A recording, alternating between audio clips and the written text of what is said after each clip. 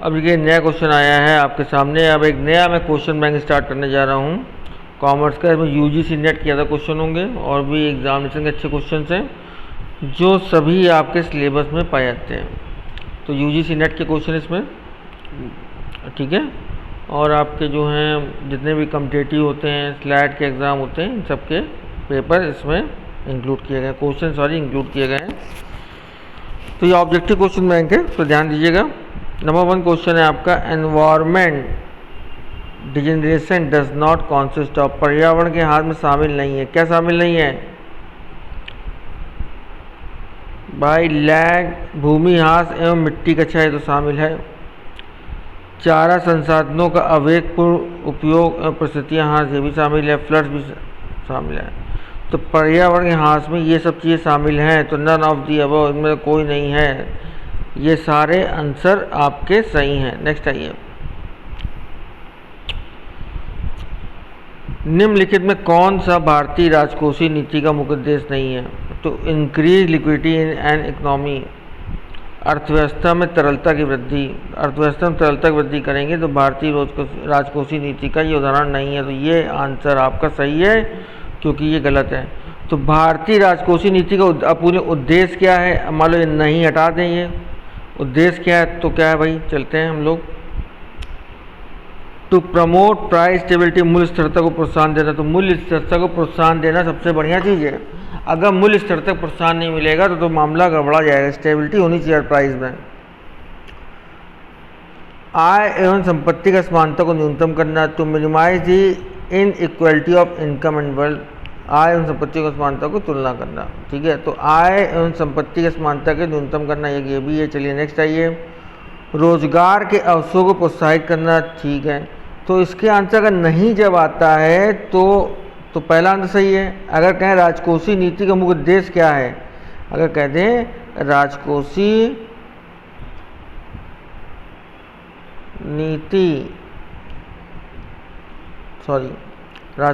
नीति का उद्देश्य क्या है, तब आपकी सब बातें आ जाएंगी, ठीक है। नेक्स्ट आइए,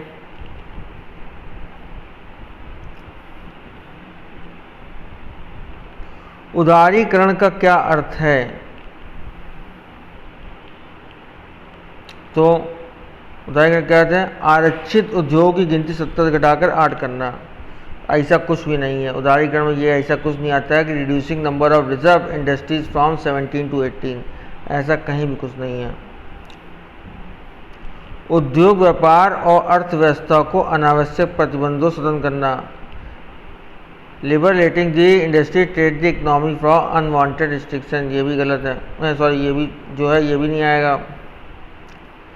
opening up economy to world by attaining international competitiveness, अंतर्राष्ट्रीय प्रतिस्पर्धा प्राप्त करके विश्व में अर्थव्यवस्था को खेलना, ये सही है भाई। जब ओपन कर देंगे मार्केट कि आइए जो हमारे यहाँ काम कीजिए आके, तब तो बढ़िया चीज़ है। फिर क्या है? Free determination of interest rate, ये भी नहीं है, ठीक है। तो इसका आंसर करेक्ट क्या है? क्वेश्चन की बात हम लोग करते हैं।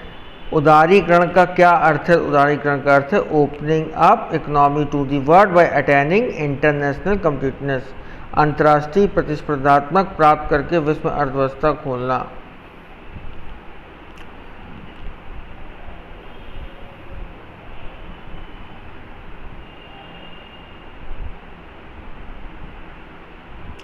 अब नेक्स्ट क्वेश्चन आते हैं हम लोग, किसी अर्थव्यवस्था का औद्योगिकरण समृद्धि का पर्यायवाची समझा जाता है। तो किसी अर्थव्यवस्था का औद्योगिकरण समृद्धि पर्यायवाची को समझा जाता है। तो इसका आंसर सही है, किसी अर्थव्यवस्था का औद्योगिकरण समृद्धि का पर्यायवाची समझा जाता है, सही आंसर है। नंबर 2 देखिए, पूंजी अथवा श्रम या दोनों साधनों के कृषि में उद्योग में हस्तांतर हो सकते हैं। तो पूंजी अथवा श्रम या दोनों संसाधनों का कृषि में उपयोग हस्तांतरण हो सकता है। हाँ, क्यों नहीं हो सकता है? दोनों आंसर आपके सही हैं, दोनों करेक्ट हैं आपके। लेकिन आर जो है एक ही व्याख्या नहीं कर रहा है। आर नॉट एक्सप्लेन ए, समझ आ गया। नेक्स्ट आइए,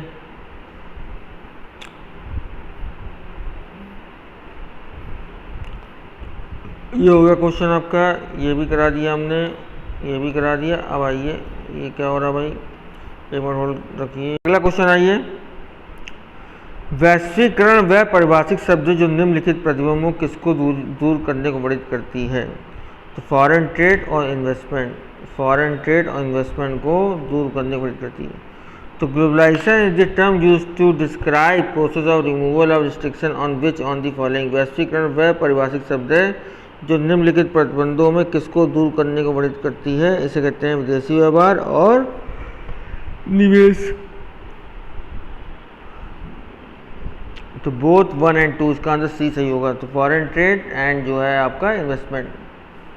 समान शब्दों में वैश्वीकरण या भूमंडलीकरण, भूमंडलीकरण ग्लोबलाइजेशन कहते हैं, से आशय किसी देश की अर्थव्यवस्था को अन्य अर्थव्यवस्था के साथ जोड़ना तथा अन्य देशों के समकक्ष प्रतियोगी क्षमता का विकास करना।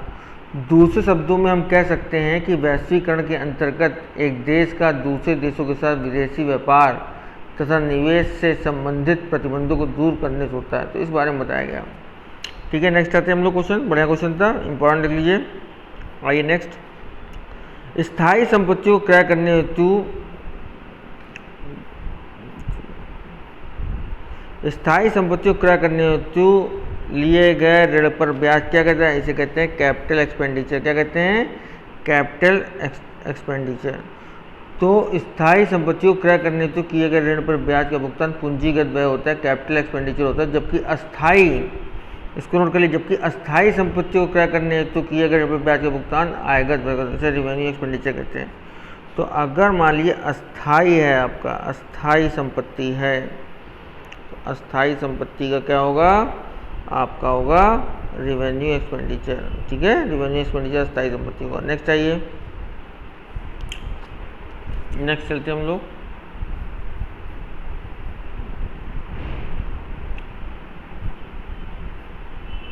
हाँ, बहुत बढ़िया क्वेश्चन हो गया। ड्यूल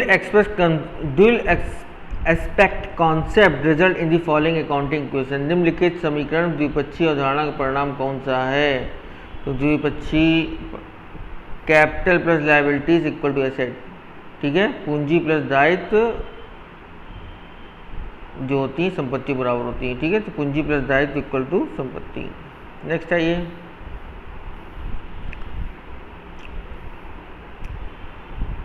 सारगर्भिता की अवधारणा क्या होती है? सारगर्भिता की अवधारणा क्या होती है? चलिए उसको हम लोग देख लेते हैं, थोड़ा छोटा करना पड़ेगा, काफ़ी बड़ा है।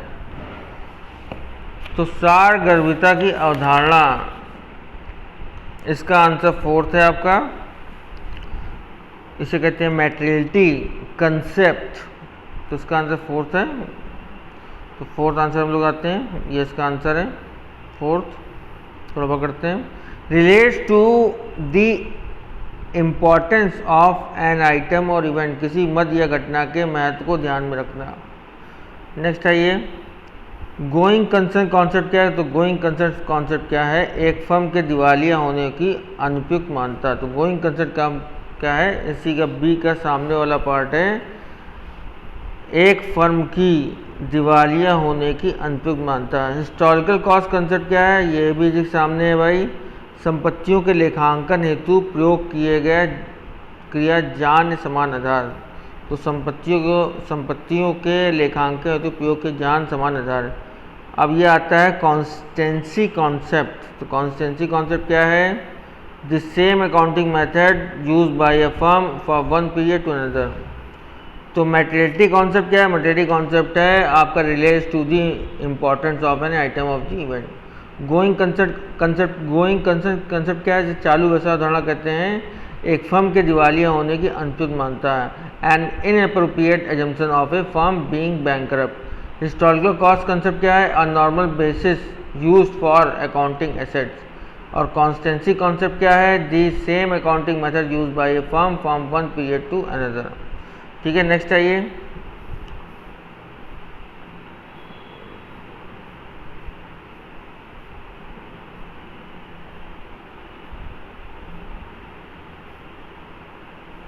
X Limited has a liquid ratio of 2:1 if the stock is 40,000 and its current liability are 1 lakh, its current ratio will be। तो करंट रेशियो क्या होता है? तो करंट रेशियो आप जानते हैं, करंट रेशियो इक्वल टू होता है, करंट रेशियो इक्वल टू होता है current asset upon current liability. तो इन्होंने क्या किया है, आपका लिक्विड रेशियो दे रखा है। तो पहले जानिए लिक्विड एसेट क्या होता है। तो सॉरी क्या हो रहा है,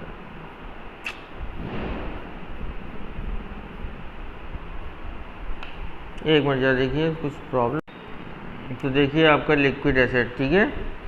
तो आपका लिक्विड एसेट क्या होता है? लिक्विड एसेट होता है आपका करंट एसेट माइनस स्टॉक, ठीक है। तो liquid asset equal to current asset minus stock. Current asset कितना दिया हुआ है बताइए, करंट एसेट कितना दिया है? करंट हमको पता ही नहीं है कि दिया हुआ है, क्वेश्चन देखिए ना। If the stock is 40,000 current liability are ₹1 lakh. Current liability दी, करंट स्टॉक नहीं दिया है। तो पहले करंट एसेट जानते हैं हम लोग, करंट एसेट क्या है। तो करंट एसेट से आप जो है निकाल लेंगे, ठीक है। तो चलिए पहले हम लोग जानते हैं, शुरू से हम देखते हैं कि भाई हमको जो है लिक्विड एसेट का फॉर्मूला देखना है। तो लिक्विड रेशियो फॉर्मूला क्या होता है? लिक्विड रेशियो फॉर्मूला होता है आपका liquid asset upon current liability. चलिए ठीक, तो मेरा लिक्विड रेशियो क्या दिया? 2:1, ठीक है। लिक्विड एसेट हमको पता नहीं है और करंट लायबिलिटी दे रखी 1 लाख, ठीक। तो 1 लाख इधर ले जाएंगे हम लोग, तो ये 2 लाख हो जाएगा। तो लिक्विड एसेट मेरा कितना आएगा? 2 लाख आएगा। तो लिक्विड एसेट मेरा आ जाएगा 2 लाख, इसको नोट कर लीजिए, 2 लाख आएगा, 2 लाख। चलिए ठीक, अब नेक्स्ट आते हैं। तो लिक्विड एसेट जो है हम जानते हैं, लिक्विड एसेट इक्वल टू क्या होता है? करंट एसेट माइनस स्टॉक, ठीक है। तो लिक्विड एसेट कितना दिया है? 2 लाख निकल आया था भैया, ठीक है। करंट एसेट पता नहीं हमको। स्टॉक कितना निकल के आया? स्टॉक निकल गया है, स्टॉक क्या दिया? If stock is 40,000, stock is 40,000, तो माइनस में आप कर रहे हैं, तो माइनस में कर दीजिए, माइनस कर दे रहे हैं 40,000। तो इधर ट्रांसफर हो जाएगा, तो करंट एसेट आ जाएगी 2,40,000 रुपये, ठीक है। 2,40,000 रुपये आ जाएगी, इसको नोट कर लीजिए। अब आप करंट रेशियो निकाल लीजिए। तो करंट रेशियो अब आएगा आपका current asset upon current liability, 2,40,000 भागे 1 लाख डिवाइडेड बाई 1 लाख। तो कितना हो जाएगा आपका? आपका हो जाएगा 2.4, ठीक है। इतना रख लीजिए। चलिए भाई ठीक है, इतना आ गया इसका आंसर 2.4 टाइम। इसका एक सोल्यूशन भी हमने बनाया है, वो देख सकते हैं आप लोग सोल्यूशन। तो current asset upon current liability दिया, लिक्विड रेशियो दे रखा है, इसको देखते आइए, धीरे धीरे पॉज करके स्लो करके देखते आइए, ठीक है। तो इसका विकल्प 2.4 आ रहा है।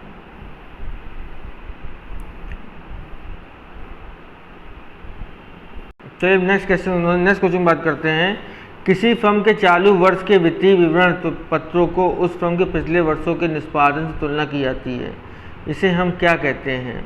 तो किसी कंपैरिजन ऑफ देखिए ये डी गलत लिखा है, comparison of the financial statement of the current year with the performance of previous year is the same.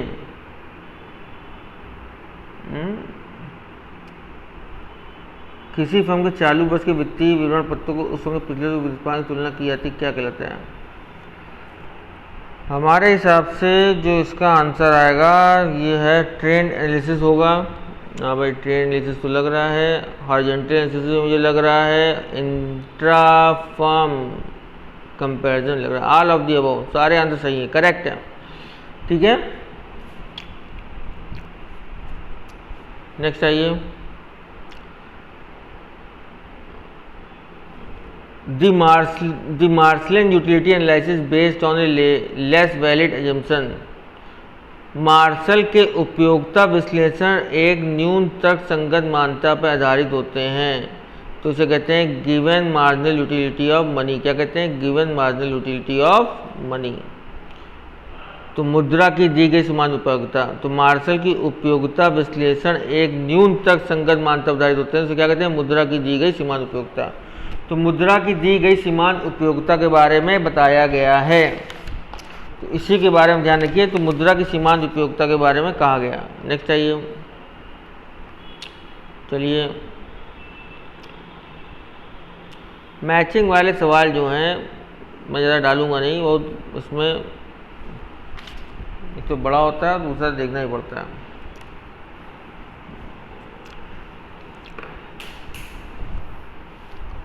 तो देखिए मैचिंग वाला है, तटस्थ वर्गों को उद्गम की ओर उतलता प्रतिस्थापन की सीमांत दर। इसका आंसर फोर्थ है। इसका आंसर क्या है? फोर्थ है, प्रतिस्थापन की सीमांत दर। क्या है? प्रतिस्थापन की सीमांत दर। Quality of certain goods sacrificed for a large quantity of other goods. तो ये क्या कहलाएगी? ये कहलाएगी सस्टेनेबिलिटी कॉम्प्लीमेंट्रिटी। सी देखिए, equality of the ratio of the marginal utilities with that of the price of the two goods. ये कराएगा consumers equilibrium. Separation of substitution and income effect from the total price effect. ये कहलाएगा indifference curve. इसका answer number 1 होगा, indifference curve. इसको note करते आइए।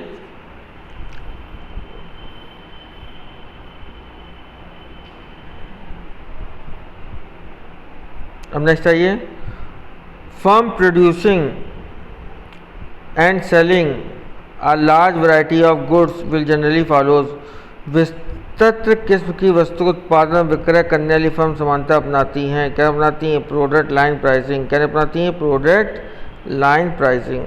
तो विस्तृत किस्म की वस्तुओं का उत्पादन, विस्तृत किस्म की वस्तु उत्पादन विक्रय करने वाली फर्म समानता क्या अपनाती हैं? प्रोडक्ट लाइन प्राइसिंग अपनाती हैं। तो प्रोडक्ट लाइन प्राइसिंग, ठीक है।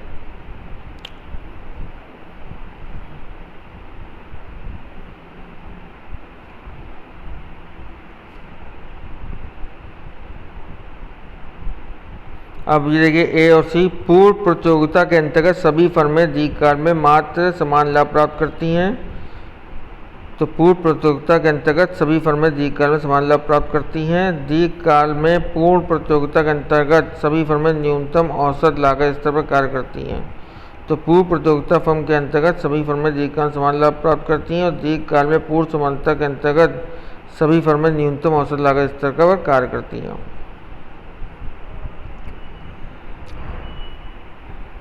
फिर आगे आपका, चलिए ये इंपॉर्टेंट क्वेश्चन को देखने वाला है। तो सब्स्टिट्यूट गुड्स से कहते हैं प्रतिस्थापक वस्तुएं। ये किसमें आती हैं? ये आती हैं पॉजिटिव क्रॉस इलास्टिसिटी में। तो सब्स्टिट्यूट गुड्स जो होती हैं पॉजिटिव क्रॉस इलास्टिसिटी में आती है। कॉम्प्लीमेंट्री गुड्स आती है नेगेटिव क्रॉस इलास्टिसिटी में। गिफिन गुड्स किसमें आती हैं?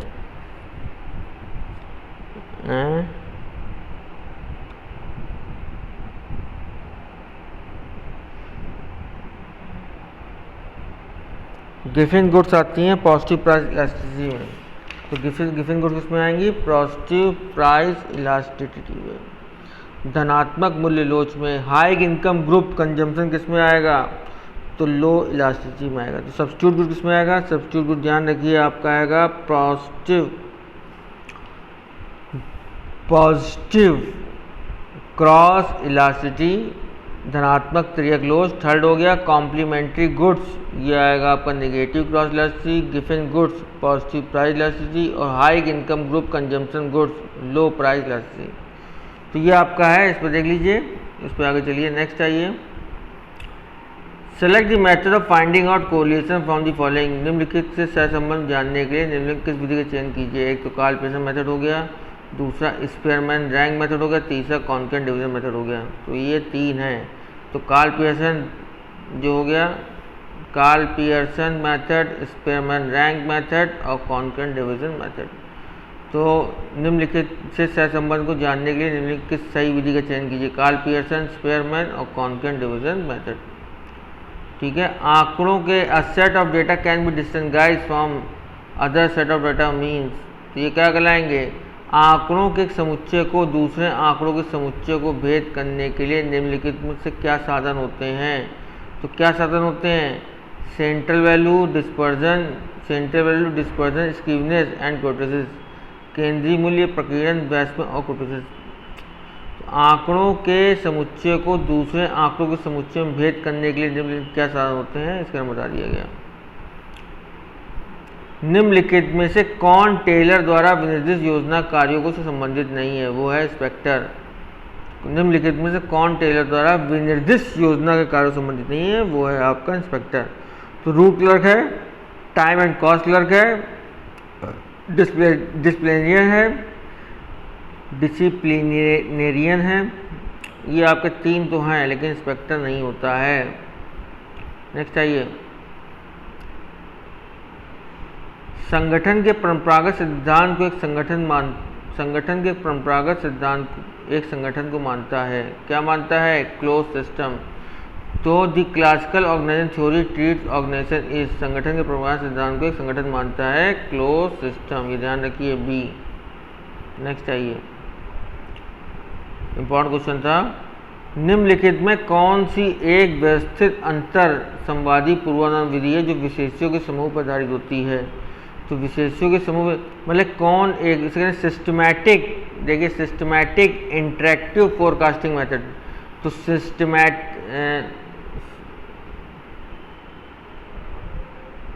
सिस्टमैटिक इंटरैक्टिव फोरकास्टिंग मेथड क्या कहलाएगा, ये कहलाएगा डेल्फी टेक्निक। क्या कहलाएगा, डेल्फी टेक्निक। तो एक which of the following is systematic interactive forecasting method that relies on a panel of expert, Delphi technique. Hersey एवं ब्लैंचार्ड के नेतृत्व के पारिस्थितिक परिवर्तन अनुसार प्रतिभागी पार्टिसिपेटिंग स्टाइल कौन सा है, low task and high relationship orientation. Low task and high relationship, तो इसका आंसर सी होगा, लो टास्क। ठीक है, देख लिया आपने। नेक्स्ट आइए, which of the following is not a reason for the failure of new products. निम्नलिखित में से कौन सा एक नए उत्पाद के असफल होने का कारण नहीं है। ये कौन सा कारण नहीं है, तो ये कारण नहीं है विकास लागतों का अनुमानित अथवा अपेक्षित लागतों के बराबर या उनसे कम होना। जो विकास की लागतें हैं उसका अनुमानित अथवा अपेक्षित लागत बराबर उनसे कम होना। अच्छा विचार, देखिए निम्नलिखित में कौन सा नए उत्पाद असफल होने के, तो असफल होने के कारण नहीं है। असफल होने के कारण क्या क्या है, ये देखिए, अच्छा विचार परंतु बाजार के आकार का अधिप्राकलन, good idea but over estimate market size. ठीक है, correctly position new product not promoted efficiently over price. ठीक है, competitor fight back harder than expected. तो भैया कोई अगर नया प्रोडक्ट इंट्रोड्यूस कर रहे हैं मार्केट में तो उसके असफल होने के कारण नहीं है। तो ये क्या, कौन सा कारण नहीं है, विकास लागतों का अनुमानित, development cost and lower than और इक्वल टू एस्टिमेटेड और एक्सपेक्टेड। तो सी इसका आंसर सही है। ठीक है, नेक्स्ट आइए,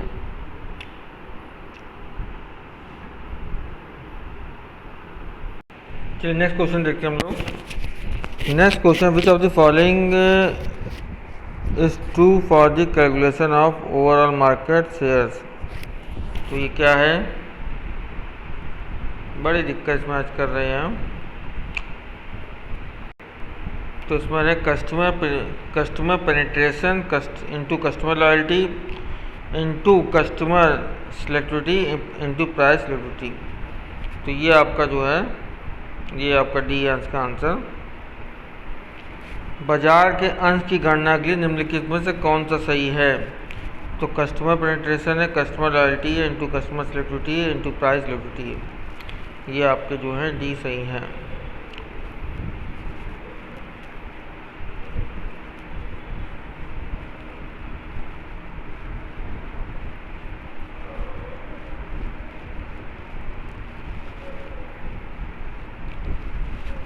इस yielded बाय, नेक्स्ट अगला क्वेश्चन देखते हैं हम लोग।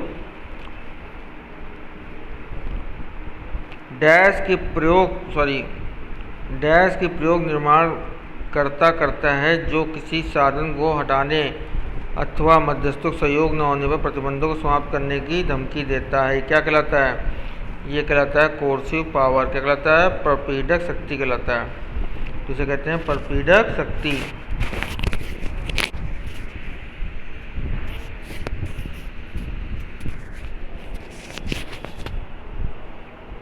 ठीक है, नेक्स्ट आइए।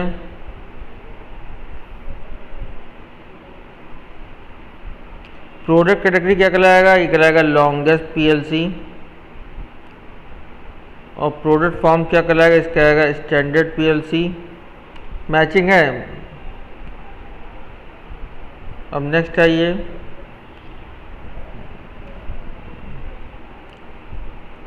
ठीक है। तो प्रोडक्ट कैटेगरी क्या कहेगा, लॉन्गेस्ट पीएलसी। और प्रोडक्ट फॉर्म कहलाएगा standard PLC.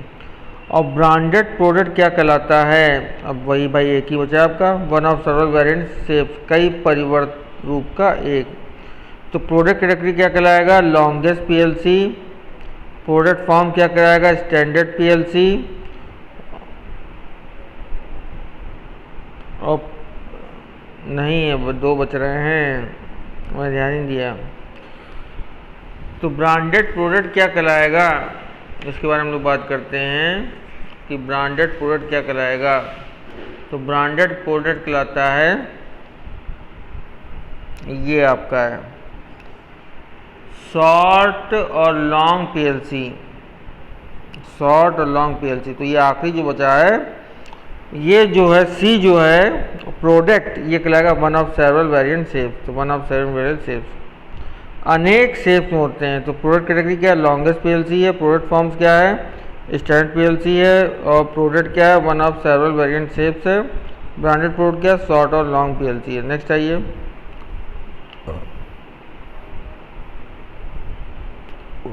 The terms capital structure employs, पूंजी ढांचे के शब्द का आशय क्या है, इसका आंसर फर्स्ट है share capital preserve long term डेब्ट। इसकी तो आपको पता ही होगा कि भाई कैपिटल स्ट्रक्चर का फॉर्मूला क्या होता है, शेयर कैपिटल्स में आता है, रिजर्व्स आते हैं, लॉन्ग टर्म डेब्ट्स आते हैं। तो शेयर कैपिटल, रिजर्व और लॉन्ग टर्म डेब्ट्स। नेक्स्ट आइए, dividend is not relevant in determining the value of the company, who among the following held this opinion. ये ओपिनियन किसने की थी, ये दी थी मोदगिलानी एंड मिलर ने दी थी कि कंपनी के मूल्य निर्धारण लाभांश प्रासंगिक नहीं है। तो dividend not relevant in determining the value of the company, मतलब कि अगर कंपनी की आप वैल्यू निकालेंगे तो डिविडेंड जो है ज़रूरी नहीं है कि डिविडेंड आपका सही हो, ठीक है। कि वैल्यू आपकी अगर डिविडेंड कंपनी दे तो वैल्यू अच्छी हो कंपनी, ऐसी नहीं बात है। डिविडेंड देने से क्या होता है, तो लाभ से दे रही है, प्रॉफिट से। तो ये मोदगिलानी एंड मिलर ने कहा था।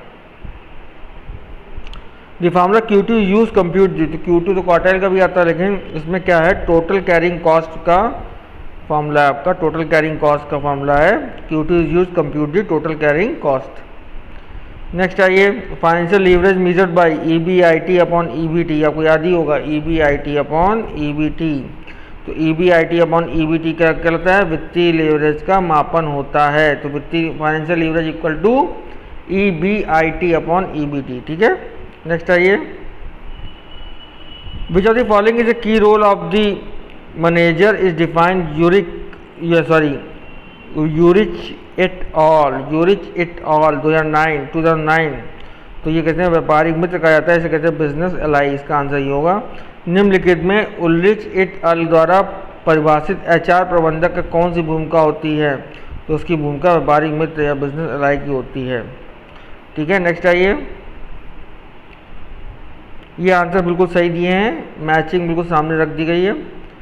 तो इसको हम लोग देखते हैं थोड़ा बड़ा करके। बार्स का मतलब क्या होता है, व्यापार पूरक आधारित रेटिंग स्केल, इसे कहते हैं BARS। मूल्यांकनकर्ता पैमाने पर उस कोटिबद्ध करता है जिनको गंभीर घटनाओं के रूप में वर्णित किया जाता है। तो मूल्यांकनकर्ता पैमाने पर उस कोटिबद्ध करता है जिसे गंभीर घटनाओं के रूप में वर्णित किया जाता है। MBO क्या कहलाता है, MBO द्वारा प्रबंधन एक व्यवस्थित या संगठित उपागमन जो प्रबंधन को प्राप्त लक्ष्यों पर केंद्रित करता है। तो MBO क्या है, एक व्यवस्थित एवं संगठित उपागम है जो प्रबंधन को प्राप्त लक्ष्यों को केंद्रित करता है। गंभीर घटना विधि क्या कहलाती है,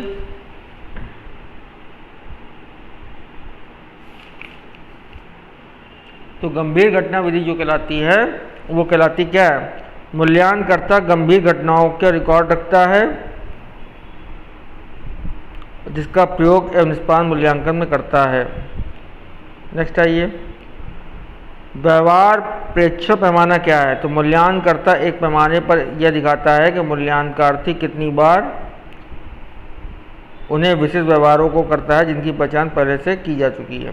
ठीक है, तो ये आप कर लेंगे, इसमें सब शब्द मिल रहे हैं। नेक्स्ट आइए, the internal factor affecting the ways mix include relative worth of the job, कार्य का सापेक्ष मूल्य, एम्प्लॉय एबिलिटी टू पे, नियोक्ता की अदायगी करने का सामर्थ्य। तो इसके दो आंसर सही है। मजदूरी मुश्किल प्रभावित करने वाले आंतरिक कारक कौन से हैं? एक है कार्य का सापेक्ष मूल्य है और एक है नियोक्ता की अदायगी करने का सामर्थ्य, एम्प्लॉयज एबिलिटी टू पे। तो भैया मजदूरी जब में से कार्य का सापेक्ष मूल्य, जो कार्य मजदूर कर रहा है उसका सापेक्ष मूल्य मिलना चाहिए। दूसरा नियोक्ता की अदायगी करने के सामर्थ्य, नियोक्ता की जो है एम्प्लॉयर जो है वो पे कर सके। फिर आइए नेक्स्ट, गिरी अप्रोच। तो गिरी अप्रोच मैचिंग है ये। गिरी अप्रोच का आंसर क्या होगा?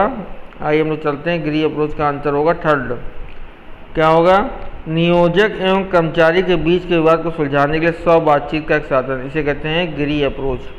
कि नियोजक और जो कर्मचारी उनके बीच की विवाद को सुलझाने का साधन। नेक्स्ट आइए नंबर 2, औद्योगिक समाजशास्त्र उपागम, इंडस्ट्रियल सोशियोलॉजी अप्रोच। इसका आंसर फोर्थ है। औद्योगिक विवाद के कारण और प्रभाव को जानने के लिए अंतर्निहित झुकावों और स्वरूप की पड़ताल। तो investigate the underlying trend pattern in the cause and effect of industrial dispute. तो उसे कहते हैं इंडस्ट्रियल सोशियोलॉजी है। नेक्स्ट आता है आपका गांधीवादी उपागम। उसके बारे में बात करते हैं। गांधीवादी उपागम क्या है? नंबर 1 है विवाद सुलझाने के लिए साधन के रूप में अहिंसा की उपयोगिता। नॉन वायलेंस आएगा तो गांधीवादी अप्रोच हो जाएगा, ध्यान रखिएगा। ह्यूमन रिलेशनशिप अप्रोच क्या है? तो ह्यूमन रिलेशनशिप अप्रोच आपका जो है हमारे से सेकंड है। संगठन के व्यक्तियों से बनते हैं और प्रबंधन की सफलता उसी में है कि वह उन व्यक्तियों से कैसा व्यवहार करता है। Organisation made up of people and the success of the management lies in is dealing with these people. तो गिरी अप्रोच क्या है? गिरी अप्रोच में मतलब कि मालिक और कर्मचारी बैठ के विवाद सुलझाते हैं। ये आपका इंडस्ट्रियल सोशियोलॉजी अप्रोच क्या है? इसमें औद्योगिक विवाद सुलझाए जाते हैं, औद्योगिक विवाद के कारण होता है। गांधीवादी अप्रोच में अहिंसावादी होता है। ह्यूमन रिलेशन अप्रोच में जो मानव संबंधी अप्रोच होते हैं उनमें आता है। ठीक है, नेक्स्ट आते हैं हम लोग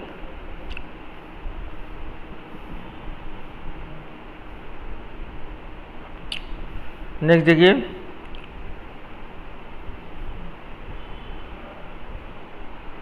जमायत स्वीकार करना, ऋण प्रदान करना बैंकों को विशिष्ट बनाता है। ये सही बात है।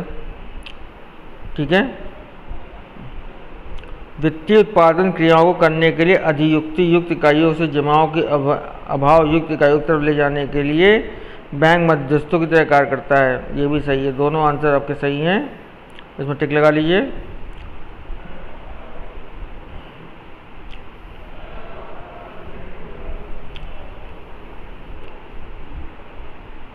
पहला है अंडर राइटिंग। तो अंडर राइटिंग अभिगोपन कमीशन का एजेंसी फंक्शन। अंडर राइटिंग का है कि एजेंसी फंक्शन है।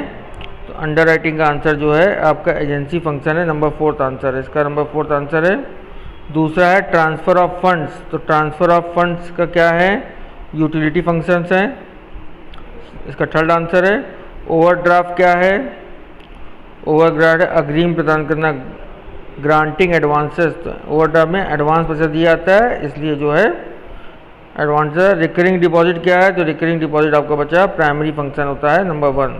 तो अंडर राइटिंग क्या है? एजेंसी फंक्शन है। ठीक है, ट्रांसफ़र ऑफ फंड्स क्या है? तो ट्रांसफ़र ऑफ फंड्स है यूटिलिटी फंक्शन। ओवरड्राफ्ट क्या है? ओवरड्राफ्ट आपका जो है ग्रांटिंग एडवांस। और रिकरिंग डिपॉजिट क्या है? प्राइमरी फंक्शन है। इसको ध्यान रखिए। ठीक है, तो ये आपका याद हो गया होगा आपको। नेक्स्ट आइए,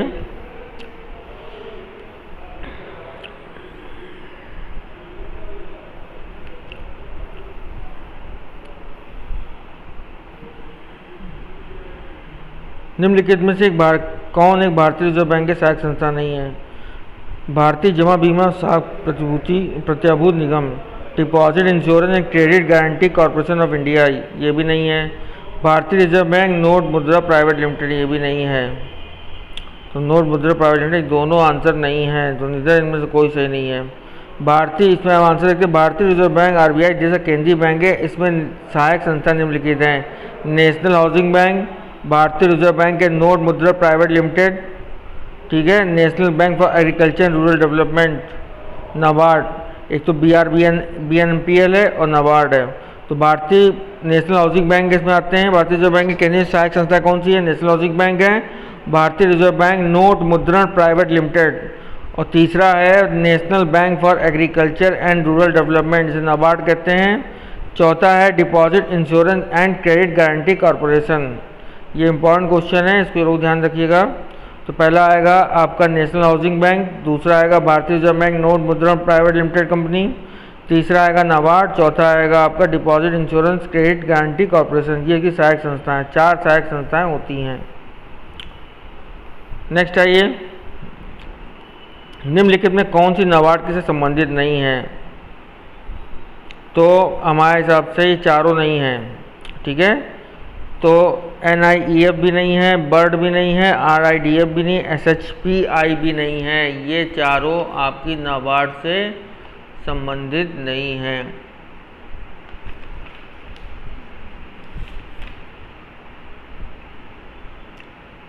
तो नाबार्ड, देखिए नाबार्ड क्या है? ग्रामीण विकास बैंक का प्रमुख सहायक संस्थाएं हैं। एक ग्रामीण विकास बैंक है जिसमें उसकी प्रमुख संस्थाएं कौन सी हैं? नोट कर लीजिए।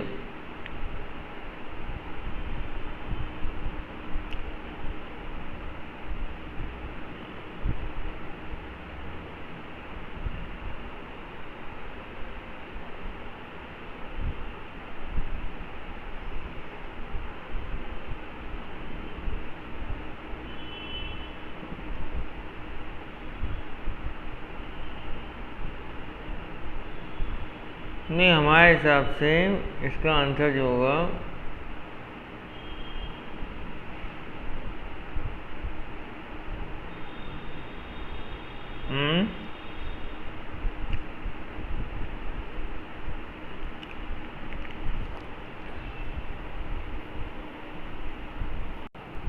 इसमें कह रहा है संबंधित नहीं है। देखिए इसमें क्या क्वेश्चन कह रहा है, संबंधित नहीं है। नहीं हमने ध्यान नहीं दिया, तो नहीं है, तो नहीं में तो कोई नहीं है में तो चारों हैं। फिर अगर कहें नाबार्ड से संबंधित कौन कौन सी हैं, तो NIEF भी है, बर्ड भी है, RDF भी है, SHPI भी है। तो नहीं में तो कोई नहीं है, चारों हैं, इसमें चारों संबंधित हैं। Knife, bird, rift, SHPI। तो नीफ है, बर्ड है, रिफ्ट है, SHPI है, ठीक है।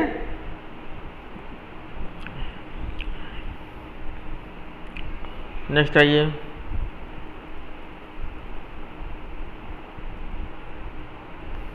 चलिए नेक्स्ट क्वेश्चन देखते हैं हम लोग।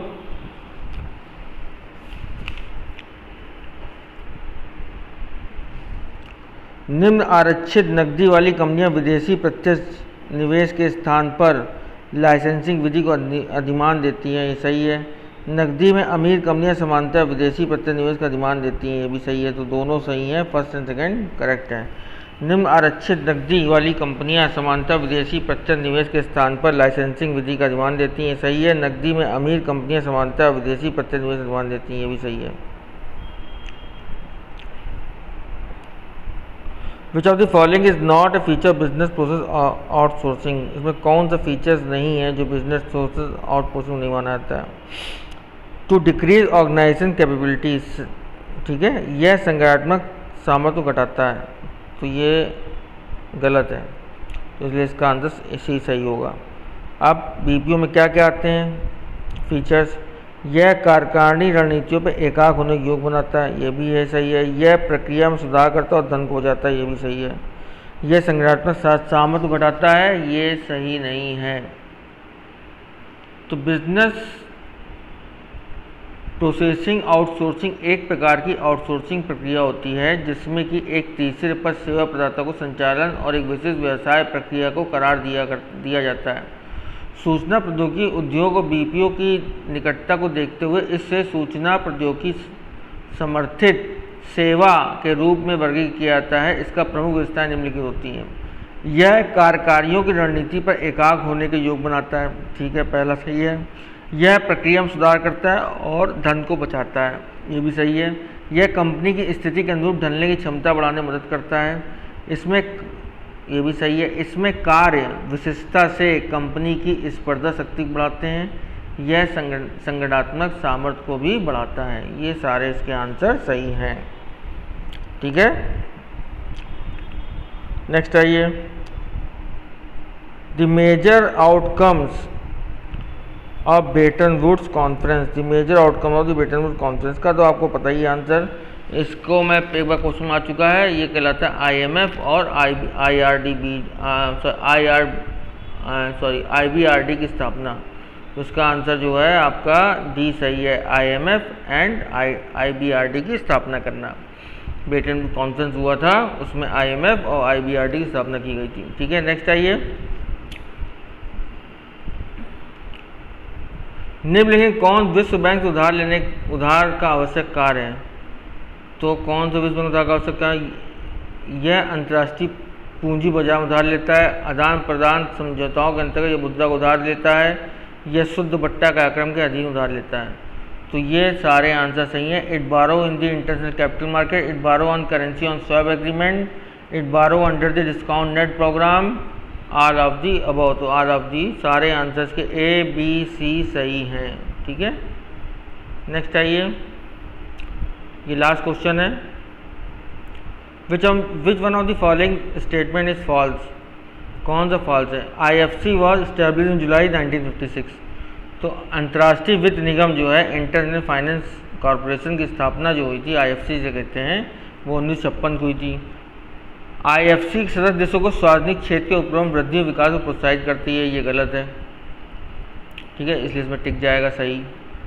ठीक है, IFC is an affiliate to the World Bank. IFC विश्व बैंक से संबंधित, ये सही है।